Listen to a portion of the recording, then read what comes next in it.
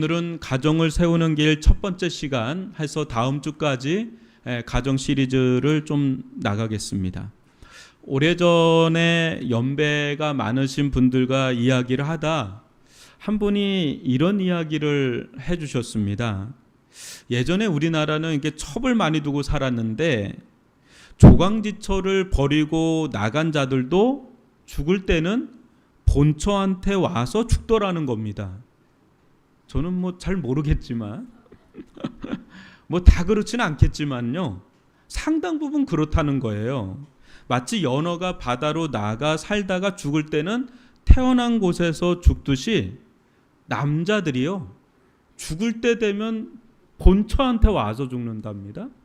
이게 보면 또 그런 것 같아요. 제가 또 보면은 우리 윗세대 분들은 요즘 같으면 12번도 더 헤어질 상황인데 그 자식 생각에 웬만해선 참고 살아왔습니다. 그러나 요즘은 젊은 층보다 항원 이혼율이 높다 하는데 아마도 예전과 생각이 많이 달라졌기 때문 같습니다. 이젠 무작정 참고 사는 것이 미덕이 아니라 한 번뿐인 인생 행복하게 사는 게 미덕인 세상이 된 거죠. 엄마, 이제 더 이상 그렇게 참고 살지 마. 보통 엄마죠, 엄마. 아빠보다도. 하여튼 여하튼 요즘에는 젊은 사람이든 연세든 분들이든 무조건 참고 살지만은 않은 세상입니다. 이런 세상에서 부부관계를 무엇 하나로 딱 규정할 수 있을까? 가정마다 놓인 상황과 처지가 얼마나 복잡한지요.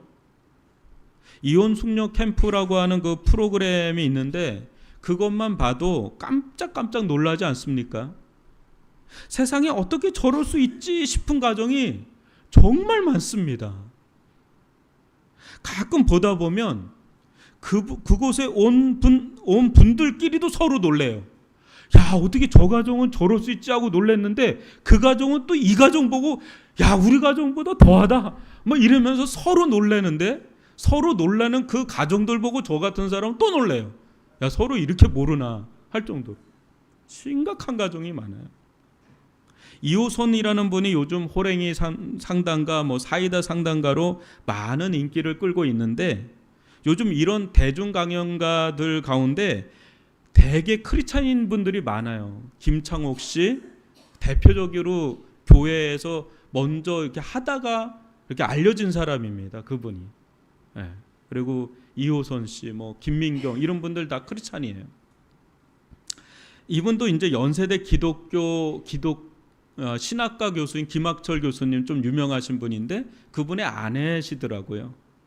크리스찬으로서 노골적으로 기독교적 상담을 할 수는 없지만 은연중에 기독교적인 색채와 가치관이 나타날 수밖에 없어요. 이렇게 딱 내뱉는 말들 가운데.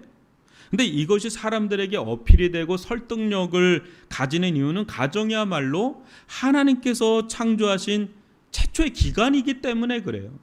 그래서 가정을 하나님의 눈으로 보지 않고서는요, 올바르게 볼 수가 없습니다. 오늘은 무너지기 쉬운 가정, 특히 부부관계를 하나님께서 어떻게 다루시는지 살펴보고자 합니다. 가정에서 자녀나 부모님들이 중요하다 하지만 부부관계보다 중요할 수는 없죠. 부부관계가 건강해야 씨앗 같은 자녀들도, 연로하신 부모님들도 잘 세워갈 수 있기 때문입니다. 세상에서 흔들리는 이 부부의 관계가 하나님 품 안에서 다시금 회복되고 치유되며 견고하게 세워지길 주님의 이름으로 축복합니다. 무엇보다 가정이라는 울타리 속에 베풀어 주시는 하나님의 풍성한 은혜와 축복을 누리길 주님의 이름으로 축복합니다. 오늘은 사도 베드로를 통해 주신 하나님 말씀으로 함께 살펴보겠습니다. 베드로전서 3장 1절로 4절을 보십시오. 아내들아, 이와 같이 자기 남편에게 순종하라. 이는 혹 말씀을 순종하지 않는 자라도 말로 말미암지 않고 그 아내의 행실로 말미암아 구원을 받게 하려 함이니 너희의 두려워하며 정결한 행실을 봄이라. 너희의 단장은 머리를 꾸미고 품을 차고 아름다운 옷을 입는 외모로 하지 말고 오직 마음에 숨은 사람을 온유하고 안정한 심령에 썩지 아니할 것으로 하라. 이는 하나님 앞에 값진 것이니라. 아멘. 예전에 제가 섬기던 교구에 그 오랫동안 최수종 씨라고 알죠? 탤런트 그 매니저 하던 분이 등록하셨어요. 그게 신방을 가서 뭐 이런저런 이야기를 하는데 정말 크리스찬으로서 자기 존경한다고 그 얘기를 하더라고. 정말 그게 느껴져요. 정말 이 부분은 자기가 존경한다고. 근데 하이라 씨가 이런 간증을 한 적이 있습니다. 자신은 불교 신자로 결혼하고도 15년 동안을 교회를 간 적이 없답니다. 근데 그 시간 동안 남편이 한 번도 왜 교회 안 가냐 그렇게 말을 한 적이 없대요. 자기가 이제 절을 가면 그곳까지 데려다 주고 절만 하지 않았지 끝까지 함께 졌다고 합니다. 15년 동안. 그렇게 삶 속에서 자기를 사랑해주고 자기 이제 처가죠. 자기 집안에 성심성의껏 잘 해주니까 자기 여동생이 먼저 마음을 열고 교회를 나가겠다고 했다 그래요. 근데 그 얘기를 이제 이야기를 하는 동생한테 듣는데 그러고 보니까 정작 자신은 한 번도 그런 생각을 한 적이 없었답니다. 근데 동생 말을 듣고 좀 충격을 받고 나도 이젠 교회 나가봐야 되겠다 하는 마음이 생겨서 남편에게 세종 씨에게 그 얘기를 하니까 깜짝 놀래더래요. 근데 그러기까지 솔직히 최선홍 씨가 얘기를 하고 싶지 않았겠습니까, 여러분? 솔직히 억지로라도 데려가고 싶지 않겠습니까? 자기가 정말 사랑하는 사람인데 말입니다. 그러나 그렇게 하다간 자칫 마음 문이 닫힐 수 있기에 최대한 배려를 한 거죠. 삶으로 전도를 한 거죠. 여러분 가장 오래 걸리면서도 가장 문제없는 전도법이 있는데 그게 뭡니까? 삶으로의 전도입니다. 삶으로의 전도. 지금 사도 베드로는 아내들에게 특히 믿지 않는 남편을 둔 아내들에게 말씀을 전하고 있습니다. 예나 지금이나 보통 여성들이 예수를 더 많이 믿지요. 그리고 더 잘 믿습니다. 이게 보통 그래요. 어느 교회나 예나 지금에 다 비슷합니다. 그러다 보니 때론 믿지 않는 남편과 결혼하거나 또 믿어도 자신보다 믿음이 약한 남편을 둔 경우가 많지요. 이때 신실한 아내들이라면 숨죽여 눈물 흘리며 기도할 수밖에 없습니다. 하나님, 우리 남편이 제발 예수님을 믿게 해주세요. 이게 기도 1순위죠. 뭐. 우리 남편이 정말 신실한 믿음의 사람이 되게 해주세요. 어느 집회를 갔는데 어떤 여성이 막 울면서 방언으로 기도하더래요. 그래서 그 사람을 불렀대요. 그 강사가, 부흥 강사가. 근데 이 부흥 강사가 통변의 은사가 있대요. 그래서 그 집사님 한번 방언해보라고 했더니 기도를 막 듣더니 그 기도를 하는데 통변을 해주는데 자기도 죽어도 괜찮으니까 우리 남편 구원해달라는 게 그 방언 기도였답니다. 내용이. 그럴 정도로 남편에 대한 기도를 하게 됩니다. 그러나 이미 부부관계로 묶인 이상 말로 해서 예수 믿게 하고요. 나보다 더 신실하게 믿게 하는 것은 거의 불가능에 가깝습니다. 이 관계에선 말보다는 삶에서의 모습이 더 파워가 있고 더 영향력이 있어요. 같이 살잖아요, 그냥. 아무리 예수를 믿으라 해도 믿지 않던 남편이 아내의 삶 속에 도저히 부인할 수 없는 하나님의 손길을 발견했을 때 그는 점점 마음을 열고 하나님께로 나오게 됩니다. 이런 일들이 한국교회 가운데 헤아릴 수 없이 많았기 때문에 여러분 지금의 한국교회가 이렇게 뿌리를 내린 거지 이런 일들이 없이 그냥 한국교회가 이렇게 쓴 게 없습니다. 여러분 한국 교회사에 있어서 여성들을 빼놓고는 이야기가 안 돼요. 드러나는 거는 남자들이 드러나지만요. 한국 교회사의 거의 7할 8할은 거의 여성들의 역할이다라고 할 정도로 대단한 겁니다. 이게 저력이에요. 근데 그런 가운데 믿지 않는 남편, 뭐 알코올 중독, 뭐 말할 수 없는 남편들이요, 아내의 그 사랑과 헌신과 기도로 주님께로 돌아오는 일들이 어마어마하게 많았던 거 여러분도 아실 겁니다. 여하튼 남자든 여자든 서로 사랑해서 결혼했겠지만 결혼은 그렇게 낭만적이지만은 않아요. 결혼은 일종의 인생 훈련소 같습니다. 결혼하기 전까지 아무 문제 없이 살던 이들도 결혼 후엔 너무나 다른 인생을 살곤 합니다. 훈련과는 다름 아닙니다. 나의 사랑하는 가족들입니다. 때로는 그 훈련관이 자녀가 될 수도 있고요, 시댁이 될 수도 있고요. 그러나 뭐니 해도 최고의 훈련관은 하나밖에 없는 나의 남편이요, 또 나의 아내입니다. 주로 그래요. 결혼하고 같이 살다 보니 내가 이 사람을 몰라도 너무 몰랐습니다. 이 사람이 이런 사람인 줄 알았다면 절대 결혼하지 않았을 거라고. 애만 없었어도 벌써 이혼했다고 후회와 자책 속에 사는 이들이 얼마나 많습니까? 그러나 결혼한 거 함부로 물릴 수도 없고 같이 살자니 적지 않은 고통과 아픔이 뒤따르니 그 속에서 남자든 여자든 이전과 비교할 수 없는 인생살이가 시작되지요. 여기 여러분 다시 한번 말씀을 보십시오. 1절입니다. 아내들아, 이와 같이 자기 남편에게 순종하라. 이는 혹 말씀을 순종하지 않는 자라도 말로 말미암지 않고 그 아내의 행실로 말미암아 구원을 받게 하려 함이니. 남자들이 가장 좋아하는 말씀입니다. 예. 믿는 남편 말도 잘 안 듣는데 여러분, 평생을 하나님의 말씀과 상관없이 산 사람, 오히려 날 골탕 먹이려 노골적으로 하나님을 거역하고 대적하고 순종하지 않는 사람의 말을 순종하라? 여러분, 이게 쉽습니까?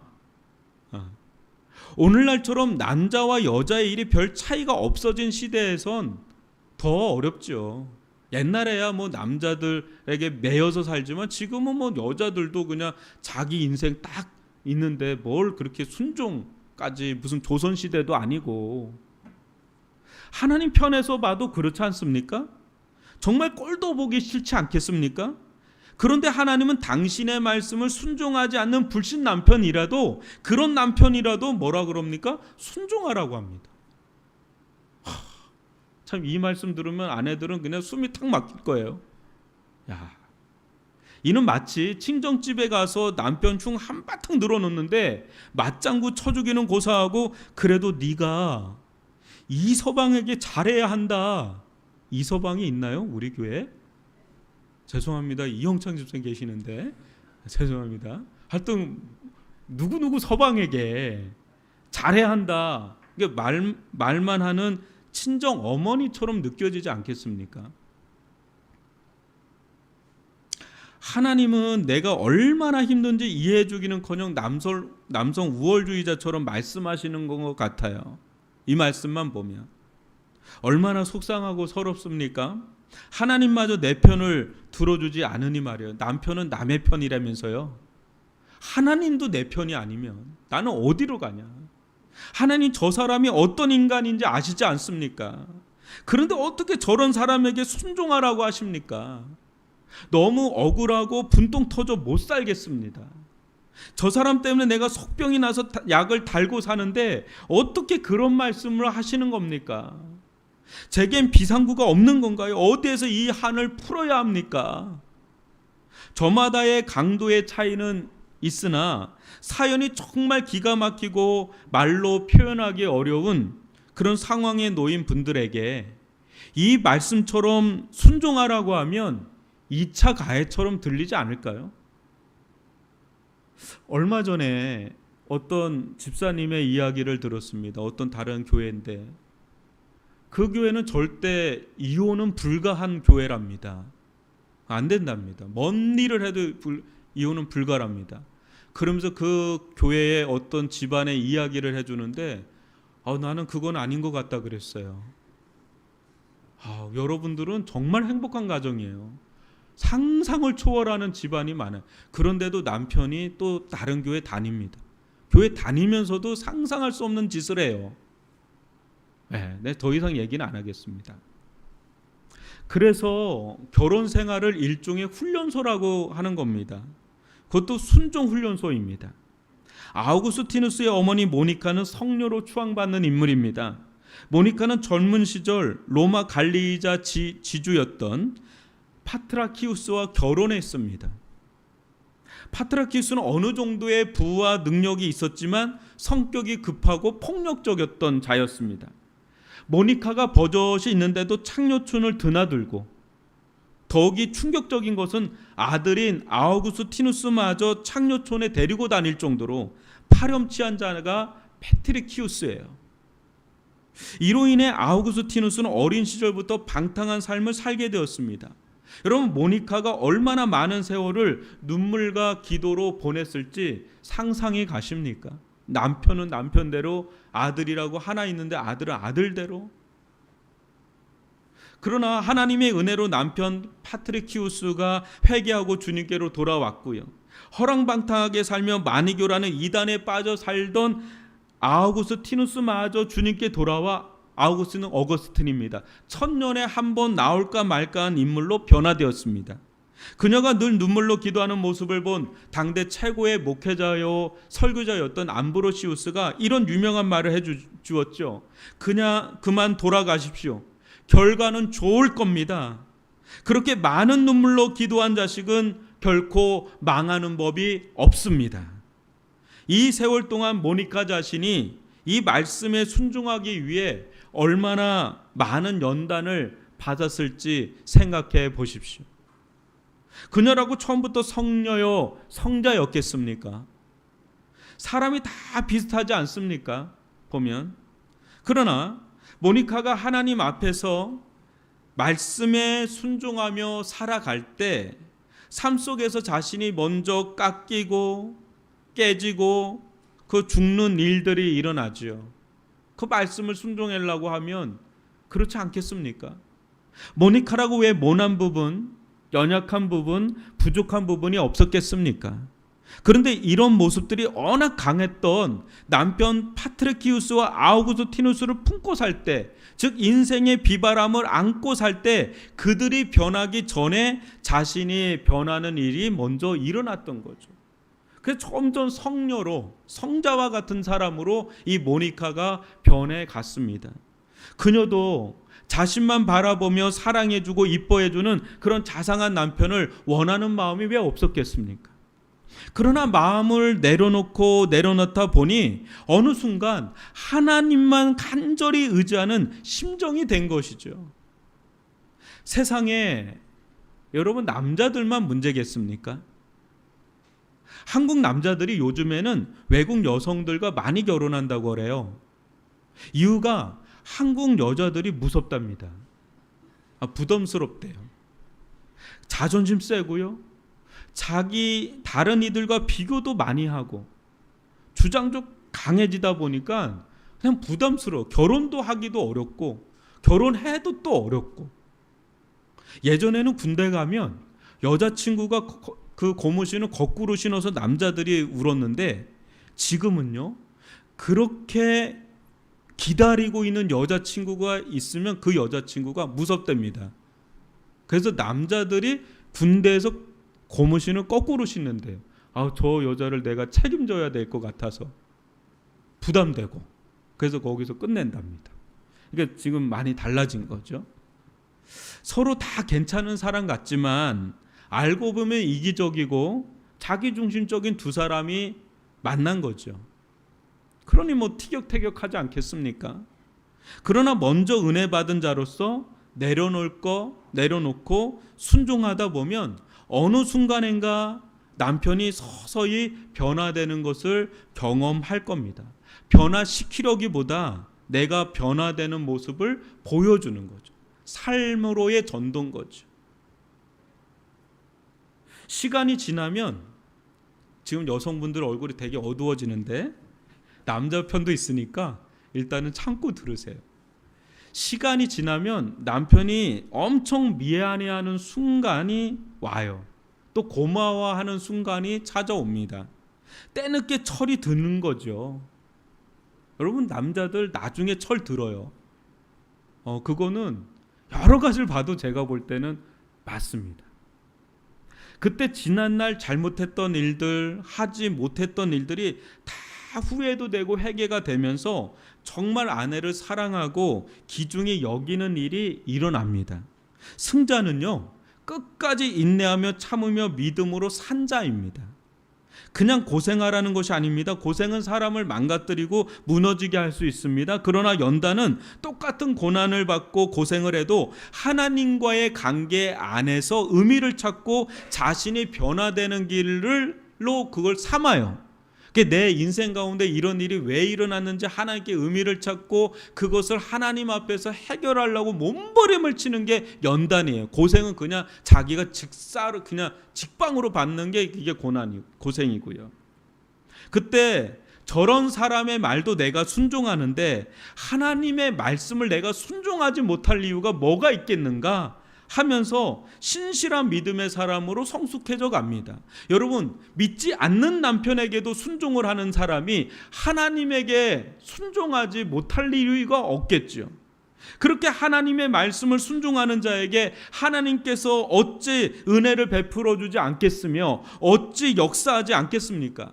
하나님을 진정한 남편으로 모시고 사는 자에게 하나님께서 어찌 사랑과 복을 베풀어 주지 않겠습니까? 그래서 한국 교회 역사 가운데 얼마나 많은 그런 남편들, 대단한 남편들 모시고 살았던 권사님들 많아요.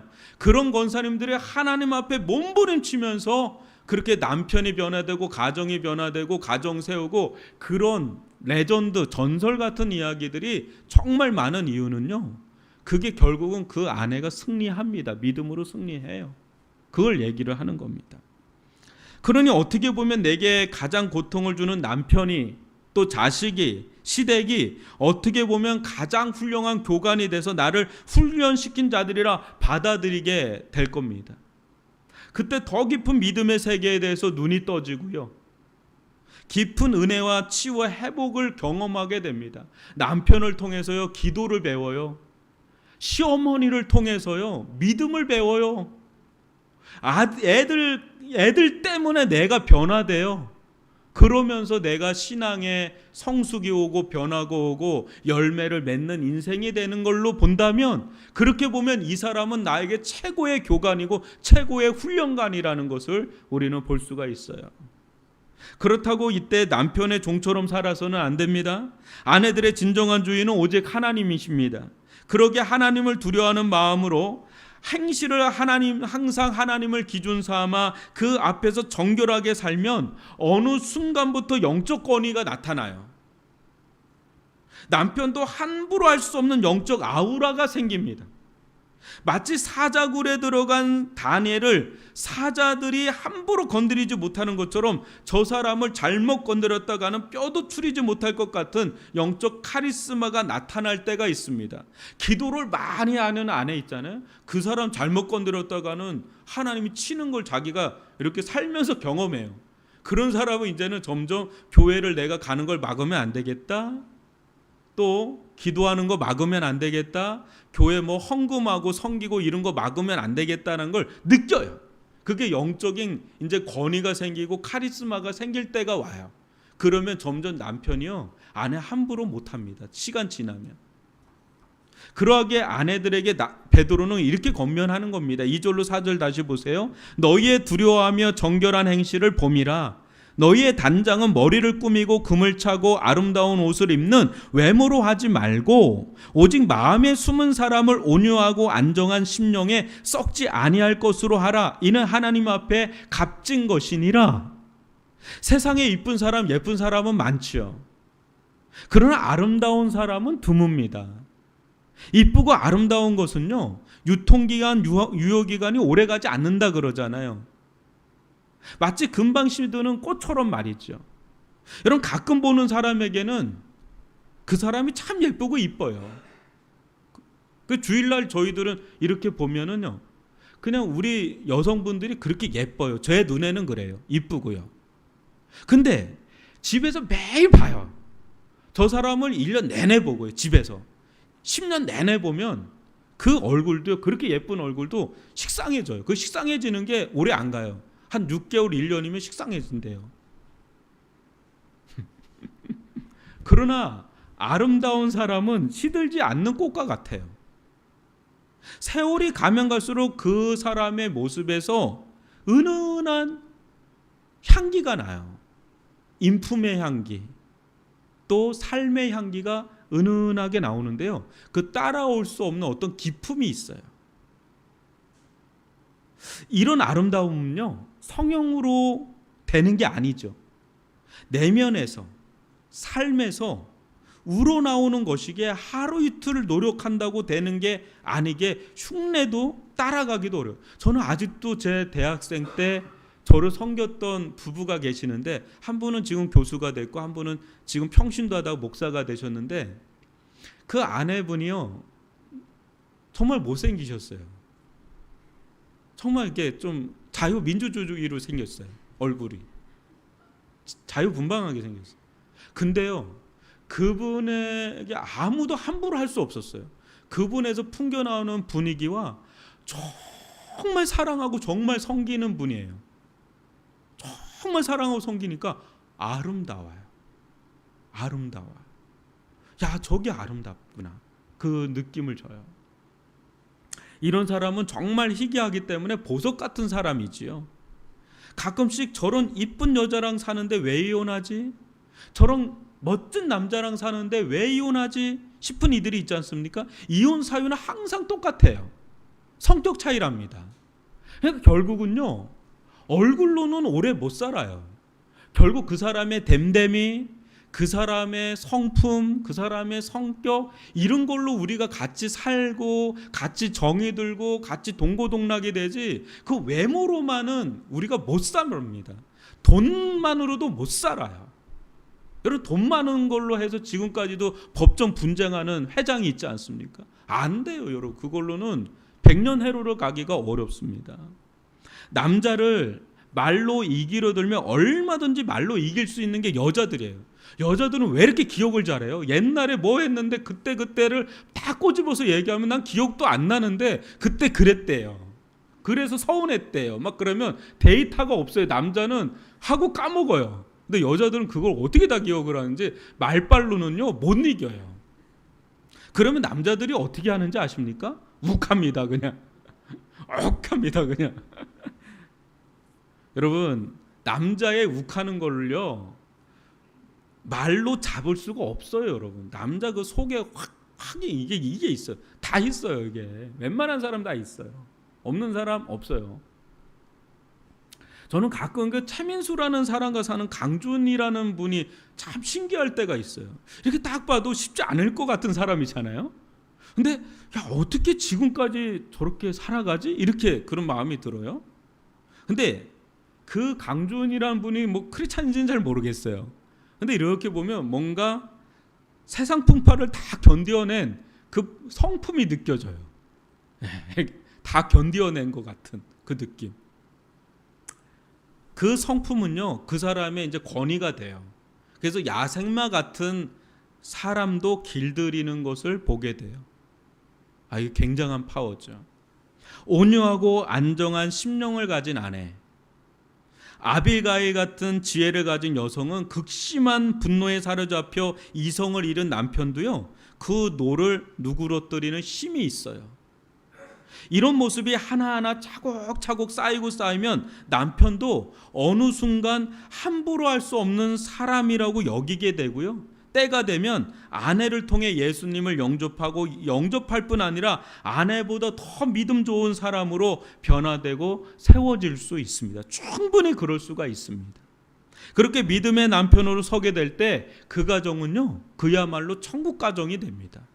남편이 딱 잡혀 있잖아요. 그럼 그 가정은 정말 천국 가정이에요. 나만 이리 살라 하면 억울할 것 같은데 역사상 이리 산 이들이 많아요. 사도 베드로는 다시 한번 아내들에게 꼭 이 말씀을 심어주기 위해서 예를 들어주는데 5절과 6절입니다. 전에 하나님께 소망을 두었던 거룩한 부녀들도 이와 같이 자기 남편에게 순종함으로 자기를 단장하였나니 사라가 아브라함을 주라칭하여 순종한 것 같이 너희는 선을 행하고 아무 두려운 일에도 놀라지 아니하면 그의 딸이 된 것이니라 그럽니다.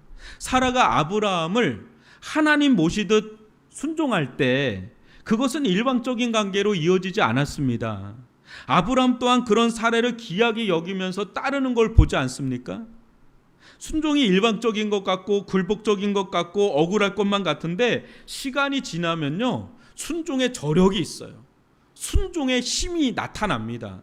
그때 남편은 아내를 점점 무시하는 것이 아니라 정말 나의 친정한 인생의 동반자로 생각해서 세상 누구보다 아내를 내 사람이요, 내가 끝까지 지켜주고 책임져 줄 사람이요, 세상 누구보다 신뢰하고 사랑하는 사람으로 다시 한번 깊이 받아들이게 돼요. 결혼할 때도 받아들이지만 살아가면서 아내를 아주 깊이 받아들이는 때가 옵니다. 그때 아내를 진짜 받아들이게 되는 때가 옵니다. 그때 관계가 굉장히 편한 관계가 돼요. 서로 연합하는 관계. 제가 오늘 설교는요, 한 20 몇 년간 살면서 나름대로 터득한 게 여기 녹아 있으니까 아직도 ING입니다. 아직도 공사 중이에요. 그렇지만 좀 배운 게 있어가지고 말씀도 말씀이지만 좀 녹여낸 거니까 여러분들 가운데 도움이 됐으면 합니다. 아울러서 아내의 이 같은 순종은요, 부부관계에서만 끝나지 않아요. 그걸 봐요, 애들이. 엄마가 아빠에게 딱 순종하는 걸 보면서 거기서 질서를 배우고 권위를 배우고 순종하는 것을 배웁니다. 애들이. 안 배우는 것 같아도 다 배워요. 아울러요, 부모와의 관계에도요 영향을 미쳐서 그런 며느리가 있다면 시어머니가 함부로 하지 않아요. 어느 순간인가 굉장히 칭찬하고 정말 우리 며느리를 되게 존귀하게 여겨요. 왜냐하면 아들을 아니까. 우리 아들이 어떤 놈인지 아니까. 근데 이런 놈을 이렇게 딱 세웠다? 그러면 시어머니가 정말 아내를, 정말 며느리를 귀하게 여깁니다. 나아가서 그런 아름다운 아내를 둔 남편은요, 사회 나가서도요 든든합니다.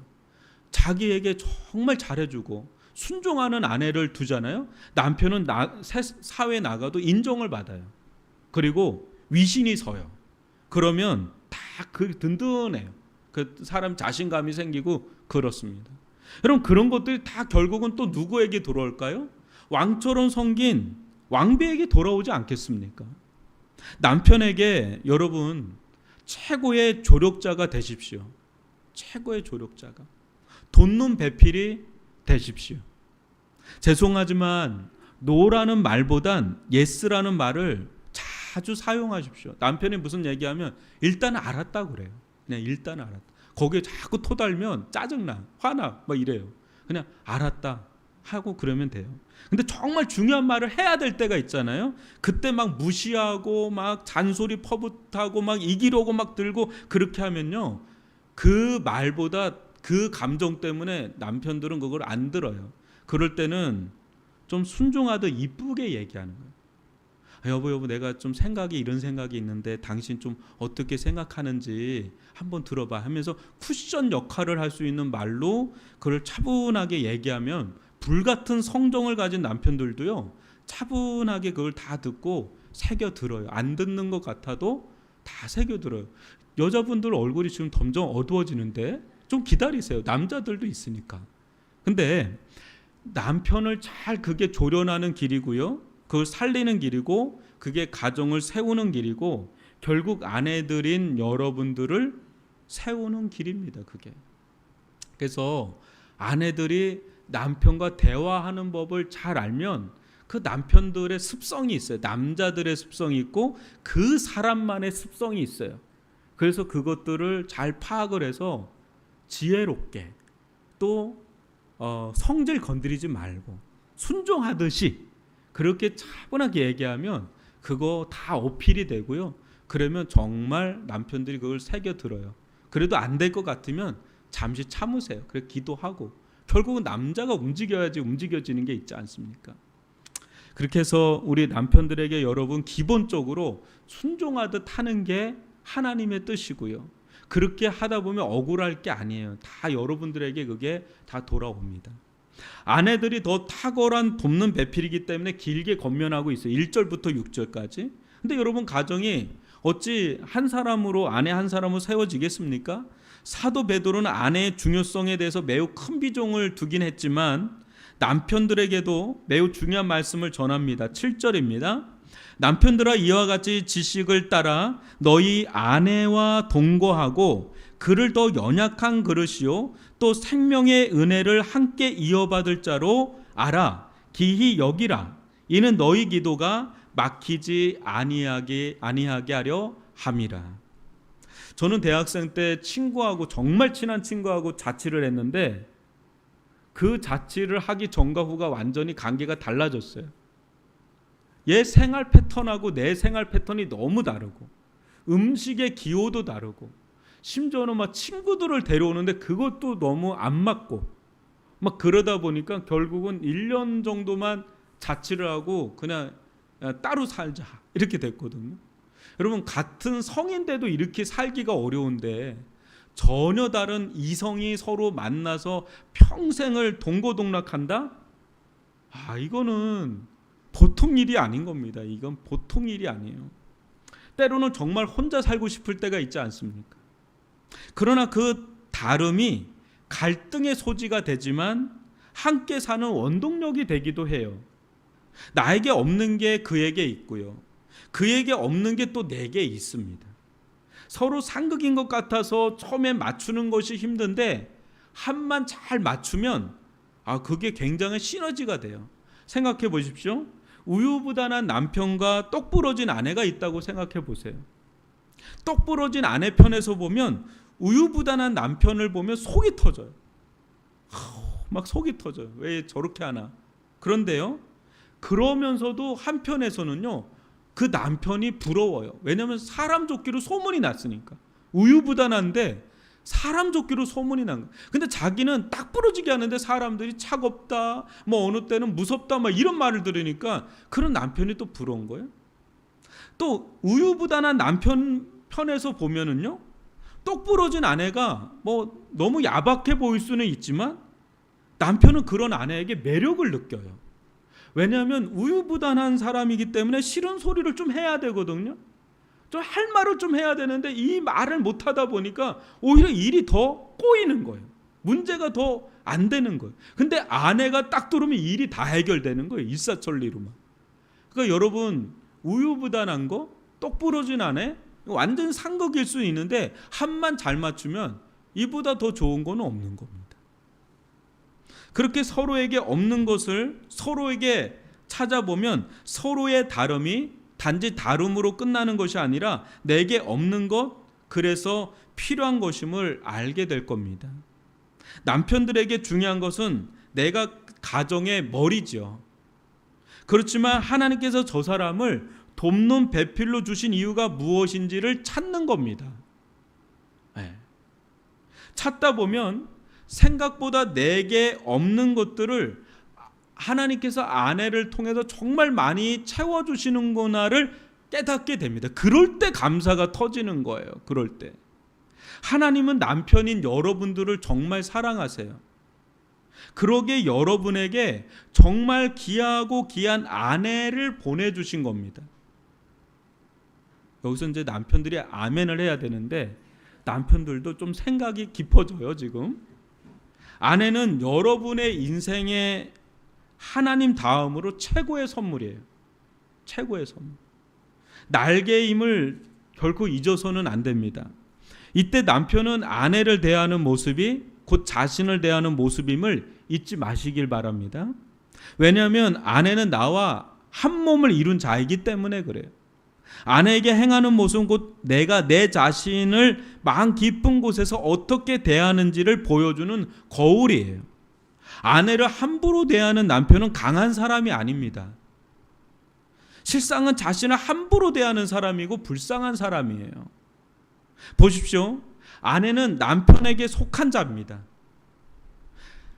가장 소중한 사람이지만 가장 연약한 사람이에요.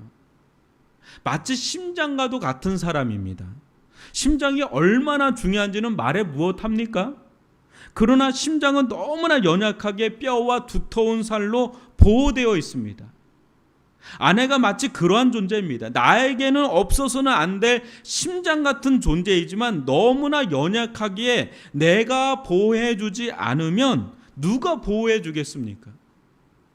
아내를 속상하게 하거나 함부로 대해서는 안 됩니다. 아내가 이 세상에서 가장 민감하게 생각하는 사람은 직장 상사도 아닙니다. 솔직히 다른 사람도 아니라 남편입니다. 남편. 한번 아내에게 물어보시오. 당신에게 가장 영향을 주는 사람은 누구야 하면 시댁도 아니에요. 애들도 아니에요. 남편입니다. 남편. 왜요? 남편에게 자신을 드린 사람이니까요. 남편에게 준 사람이니까. 여성들은요, 모성애가 지극해서 웬만해선 남편도 자식도 가정도 포기하지 않아요. 그러나 참다가 이혼을 생각한다면 그땐 남자들보다 더 무서워요. 제가요 몇 번 봤는데요, 남편 있고 애들 있는데 남편이 너무 속을 새겨요. 근데 그 아내가 참고 하다가요, 그렇게 10년을 참고 하다가요 마지막에 돌아서는데요, 자식이고 뭐고 없어요. 저 몇 번 봤어요 그런 거. 남자들은 이렇게 갔다가 온다 그랬잖아요, 비둘기처럼. 여자는 비둘기 아니에요. 그냥 떠나요. 무서워요. 그렇기 때문에 아내가 겉으로 그게 티가 안 난다고 해서 그 티가 안 나는 게 아니에요. 그거 정말 잘하셔야 돼요. 그 남편들이 민감해야 됩니다. 아내들이 강인해 보여도요, 언제나 남편 앞에선 연약한 그릇이기를 원해요. 이렇게 보면 목사님 우리 아내는 괜찮아요, 굉장히 강합니다. 아니에요. 여러분들 앞에서는 진짜 연약한 그릇이기를 원하는 게 아내입니다. 연약한 그릇은 언제 깨져도 이상하지 않죠. 그런 그릇을 뚝배기 다루듯 함부로 다루서는 안 되겠죠. 여러분, 아내는 그릇이에요.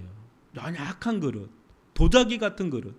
근데 이걸 꾹 뚝배기 다루듯이 하면 안 돼요. 여러분, 세심하게 아기 다루듯이, 꽃을 다루듯이 그렇게 다루십시오.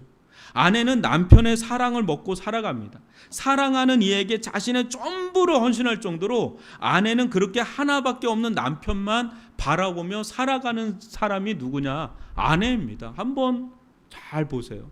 아내는요, 남편에게 올인할 생각을 하고 있습니다. 그러니까 이 아내 여러분 소중하게 귀하게 여겨야죠.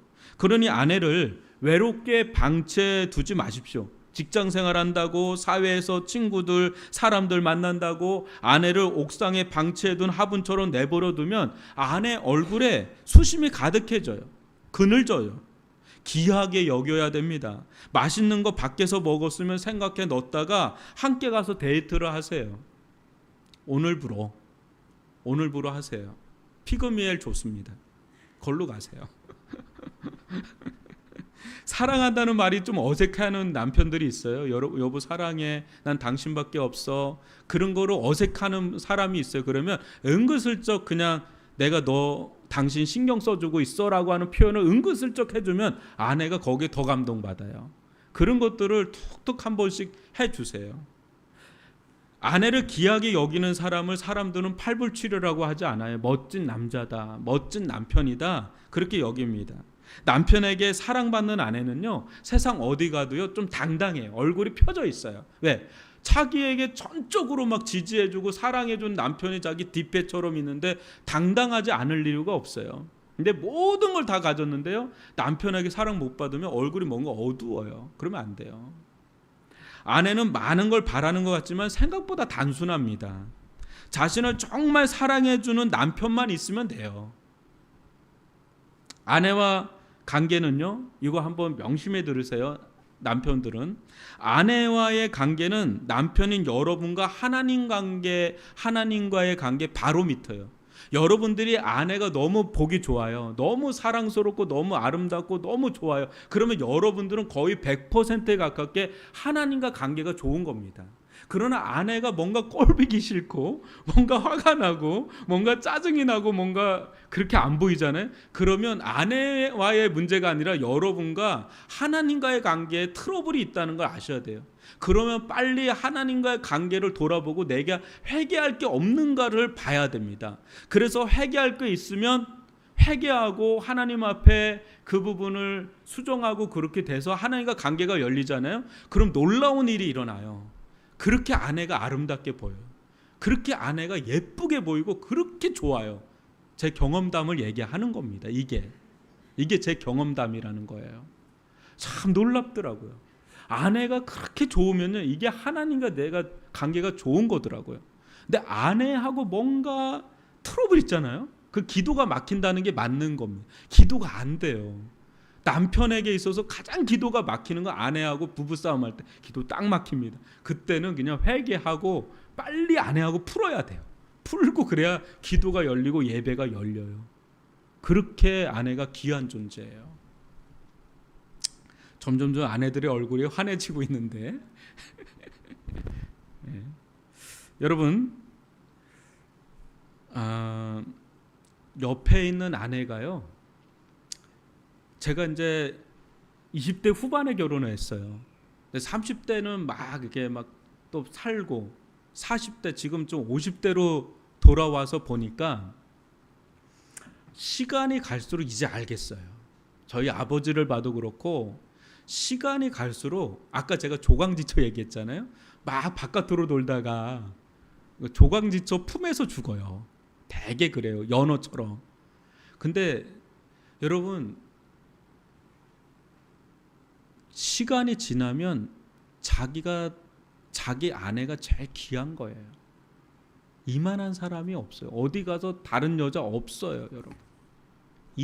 이렇게 나 같은 사람을 20대부터 30대부터 나를 참아주고 이해해주고 고생 같이 하고 함께 동고동락하고 이해해주고 애들 키워주고, 여러분 이런 사람이 여러분 내 옆에 있는 그 아내입니다. 아내. 근데 어느 순간인가 이 아내가 그렇게 귀하지를 못할 때가 있어요. 인생의 시기 가운데. 근데 50이 넘고 60이 넘고 70이 넘으면 지금의 내 아내보다 소중한 사람 없다라는 것을 깨닫게 됩니다. 그리고요, 아내들은 나와 인생의 배를, 운명의 배를 같이 탄 사람이에요. 그렇기 때문에 이 아내들의 이 말을요, 결코 허투루 듣지 마십시오. 이것도 제 경험담이에요. 허투루 들으면 안 되는 부분이 있는데 그걸 무시하면 그게 좋은 게 없어요. 그래서 왜 그러냐면 같이 운명 공동체라고 생각을 해요. 그렇기 때문에 정말 진짜 해주고 싶은 마음, 세상에 나가면 어느 순간인가 나한테 얘기해 주는 사람이 없어요.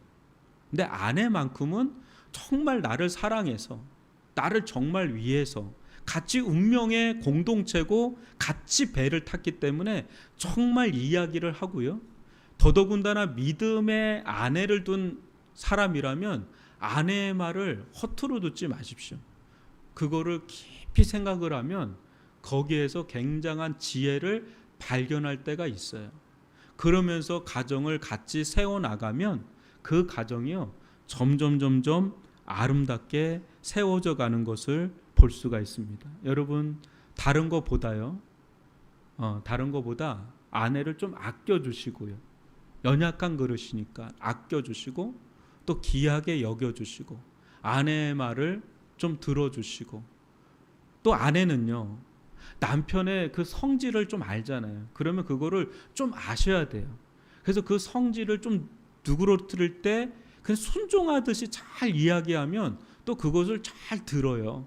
그렇게 할 때 그 가정이 같이 연합을 하고 같이 서지는 거지, 어느 한쪽만 해가지고는 가정이 아주 잘 서기가 쉽지 않습니다. 그래 오늘 사도 베드로는 아내에게 6절, 남편에게 한절을 하려 하지만 그만큼 아내의 역할이 생각보다 굉장히 크고요.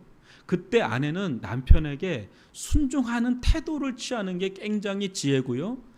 남편은요, 그런 아내를 정말 기이 여겨야 돼요. 보석같이. 그리고 아껴줘야 돼요.